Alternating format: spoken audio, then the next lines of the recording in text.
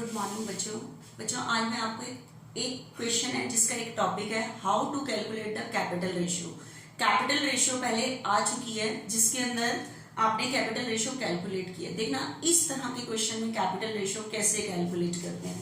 आपके पास क्वेश्चन में capital given है ए की 30,000, बी की 20,000, सी की 10,000। कई बार क्वेश्चन में बोलता है आपको कि profit will be distributed in the ratio of capital, कि प्रॉफिट जो डिस्ट्रीब्यूट होगा वो कैपिटल की रेशियो में। तो कैपिटल रेशियो क्या होती है? जो कैपिटल को काट के बनती है वो कैपिटल रेशियो होती है। आपने ऐसे काटा तो रेशियो क्या हुई? 3:2:1। सिंपल है बिल्कुल। लेकिन बच्चे एक्चुअल में कैपिटल रेशियो ऐसे नहीं निकलती। ये तो सेम आ रही होती है तो हम फॉलो कर लेते हैं कि क्यों इतना लंबा तरीका फॉलो करें। एक्चुअल में कैपिटल रेशियो कैसे निकलती है वो ध्यान से सुनना। जैसे ए बी सी की जो कैपिटल गिवन है वो 1 अप्रैल 2017 की गिवन है। ए की कैपिटल 30,000, बी की कैपिटल 20,000, बी की कैपिटल 20,000, सी की कैपिटल 10,000। ठीक है। एक्चुअल में क्या होता है, कैपिटल रेशियो कैसे निकलती है? कैपिटल को उसको उसके आउटस्टैंडिंग मंथ से मल्टीप्लाई करते हैं, उसके बाद जो अमाउंट होती है उससे कैपिटल रेशियो निकलती है। अब आउटस्टैंडिंग मंथ्स क्या होते हैं आप मुझे बताओ। इसने कैपिटल, ये कैपिटल कौन सी डेट की है? 1 अप्रैल। पूरे साल इसने कैपिटल में कोई चेंज नहीं किया, मतलब पूरे ईयर में 31 मार्च तक इतनी ही कैपिटल रही है। तो इसके जो आउटस्टैंडिंग मंथ्स होंगे, आउटस्टैंडिंग मंथ्स, जितने मंथ्स का इंटरेस्ट लगना होता है, आपको ध्यान होगा इंटरेस्ट और ड्राइंग में मैंने बताया था आउटस्टैंडिंग मंथ्स। तो मुझे बताओ ये 1 अप्रैल के, तो 31 मार्च तक इसके आउटस्टैंडिंग मंथ्स कितने होंगे? 12। और इसके भी कितने होंगे? 12। इसके भी कितने होंगे? 12। तो क्या होता है, इसका प्रोडक्ट निकलता है 360, 24।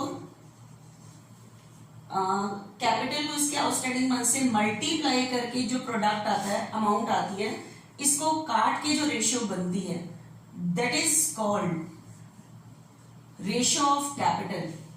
तो आई तो कितनी? 3:2:1 ही तो आई। ठीक है। तो हम क्यों इतना लंबा तरीका फॉलो करें? मुझे पता है आगे कैपिटल को काट के भी रेशियो 3:2:1 आ रही है।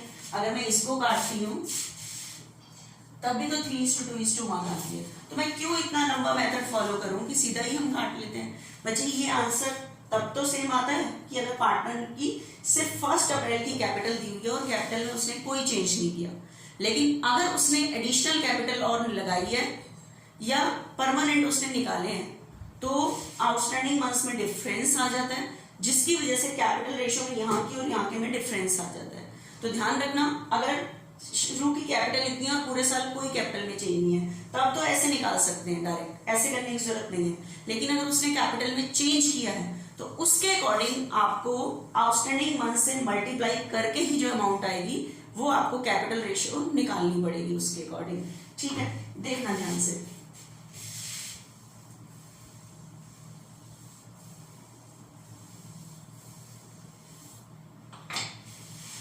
देखना जो मैं नेक्स्ट सम करा रही हूं उसके अंदर कैपिटल में बच्चे चेंज हुआ है। जैसे मैं आपको एक एग्जांपल देती हूं। जैसे ए है, ए की कैपिटल 1 अप्रैल को 30,000 है। ठीक है। लेकिन इसने 1 अगस्त को एडिशनल कैपिटल और इंट्रोड्यूस की है। कौन सी डेट को? 1 अगस्त को 10,000। तो 1 अगस्त को इसकी कैपिटल कितनी हो गई? 40, क्योंकि अप्रैल में 30 थी, 1 अगस्त को इसने 40 और लगा दिए, 10 और लगा दिए, तो कितनी हो गई? 40,000। फिर उसके बाद 31 दिसंबर को इसने 10 और लगाए तो कितनी हो गई? 50। ठीक है। फिर उसके बाद 1 मार्च को इसने 10 निकाल लिए, पर्सनल यूज के लिए नहीं, परमानेंट, 40 रह गए। अब कह रहा है मतलब इसी तरह से अब है, तो अब मैं कैसे निकालूंगी? इस अमाउंट को इसके आउटस्टैंडिंग मंथ से मल्टीप्लाई करेंगे। आउटस्टैंडिंग मंथ्स आप बताओ। फर्स्ट ये कैपिटल जो 30 है ये बिजनेस में मार्च तक पूरे 12 महीने नहीं रही, अप्रैल मई जून जुलाई, तो इसके आउटस्टैंडिंग मंथ्स कितने होंगे? 4। उसके बाद अगस्त में 40 हो गई थी। फिर उसके बाद कब चेंज आया था? दिसंबर। तो अगस्त, सितंबर, अक्टूबर, नवंबर, दिसंबर, तो इसके आउटस्टैंडिंग मंथ्स कितने हुए 5। उसके बाद ये बिजनेस में कितने टाइम तक रही, दिसंबर में थी, चेंज फिर आया था मार्च में, तो जनवरी फरवरी, इसके 2, और ये 10 निकाले थे तो 1 मार्च को 40 हो गई थी, 31 मार्च तक इसके आउटस्टैंडिंग मंथ्स कितने होंगे 1। तो देखो टोटल 8 12 रहा है, लेकिन कैपिटल में चेंज आया है, ये एक ही सिर्फ कैपिटल है। तो अब 30 को इससे मल्टीप्लाई करोगे 120, 40 को 5 से करोगे 2 लाख, 50 को 2 से करोगे 1 लाख, 40 को 1 से करोगे 40। ऐसे ही आप निकालोगे ए का, फिर इसी तरह से बी का, फिर इस तरह से सी का, उसको काट के जो रेशियो बनेगी that is called ratio of capital. ठीक है, इसके ज्यादा सम नहीं है, ए का सम है, ये तो मैंने ए का बताया। तो ये तरीका तब फॉलो कर रहे हैं जब पार्टनर ने कैपिटल, एडिशनल कैपिटल और लगाई है और निकाली है, तब अगर कैपिटल रेशियो निकालने को कहता है तो आप डायरेक्ट कैपिटल के बेस में नहीं निकालोगे, उसके आउटस्टैंडिंग मंथ से मल्टीप्लाई करोगे, then you can calculate the capital ratio. तो देखना इस समय आपको कैसे करना है।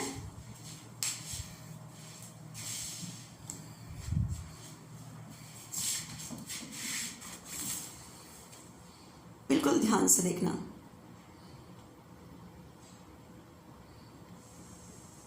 ABC started business partnership. A contributed 50,000 for the whole year. A ने पूरे साल इतनी ही कैपिटल लगाई है, तो इसके आउटस्टैंडिंग मंथ सीधे 12 हो जाएंगे। B introduce 40,000 at first. B ने स्टार्टिंग में कितने लगाए हैं 40, इंक्रीज इट टू, अगर बच्चे ये होता है इंक्रीज इट बाय मतलब इतने से बढ़ गए हैं, पहले 40 था और इतने से बढ़ गए हैं, 46 से और बढ़ गए हैं तो 86 हो जाते, लेकिन इंक्रीज इट टू का मतलब है बढ़कर इतने हो गए हैं, तो पहले 40 थे और अब बढ़कर इतने हो गए हैं 46, तो 6,000 और लगाए हैं। Eight the end of 4 months, 4 महीने के बाद बढ़कर ये 46 हो गए हैं, but withdraw 16,000 at the end of 9 months, 9वें महीने के एंड में 16 निकाल लिए हैं। देखो बी ने अपनी कैपिटल में चेंज किया है, ठीक है। And C invest 80,000 at first, C ने स्टार्टिंग में इतने लगाए हैं but withdraw 20,000 at the end of 5 months, 5 महीने के बाद उसने 20 निकाल लिए हैं। अब देखना क्या है इसके अंदर, firm earn a profit 23,750, you are required to show the division of profit, profit बांट के दिखाओ। देखो कह रहा है इस बार रेशियो नहीं है, कह रहा है on the basis of affective capital employed by each partner, मतलब पार्टनर ने जितनी कैपिटल लगाई हुई है ना उसकी रेशियो में बांट के दिखाओ, मतलब कैपिटल रेशियो कैलकुलेट करनी है आपने, ठीक है। तो देखना एक बारी ध्यान से,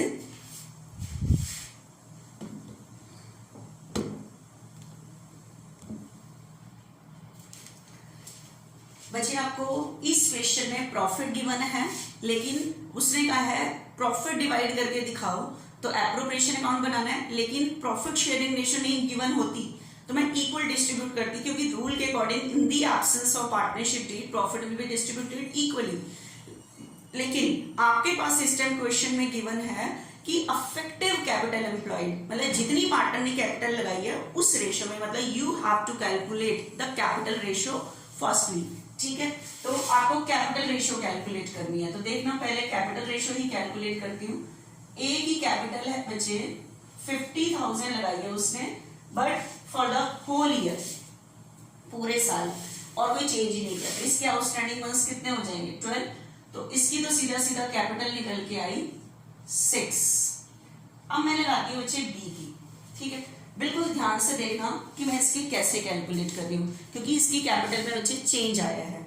उसने लैंग्वेज यूज की है कि B introduce 40,000 at first, B ने स्टार्टिंग में 40,000 लगाए हैं, ठीक है, 40,000 लगाए हैं, बट इंक्रीज इट टू 46, लेकिन ये बढ़कर 46 हो गया।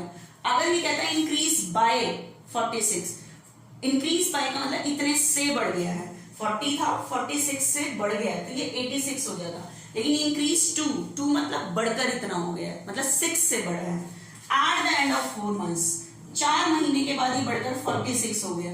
इसका मतलब इसके आउटस्टैंडिंग मंथ्स कितने, ये वाली कैपिटल बिजनेस में कितने टाइम हुई है, कि इसके आउटस्टैंडिंग मंथ्स कितने हो गए 4, अब बढ़कर इतनी हो गई है। अब आगे देखते हैं, and but withdraw 16,000 at the end of 9 months, 9 months के बाद इसमें से 16 विड्रॉ किए तो बताओ कैपिटल कितनी रह जाएगी 30। लेकिन आप ये नहीं कह सकता इसके आउटस्टैंडिंग मंथ्स 9, क्योंकि टोटल तो 12 ही आना चाहिए पूरे साल का। आप इधर वो कह रहा है eight the end of 9 months का मतलब 9 महीने के बाद, 9 महीने के बाद निकाले तो पहले 4 महीने तो ये कैपिटल थी, इसका मतलब इस कैपिटल के जो आउटस्टैंडिंग मंथ्स है वो कितने रहे होंगे 5। 9वें महीने के बाद, पहले 4 महीने में तो 40 थी, फिर 46 हुई है, और उसके बाद 9वें महीने के बाद इतना विड्रॉ किया है, 16 विड्रॉ किया है, तो ये वाली कैपिटल कितने महीने रही है 5। उसके बाद टोटल कितना होना चाहिए 12, इसका अब खत्म है तो इसके कितने रह जाएंगे 3। ठीक है, तो आपके पास ये कितना आ गया 160,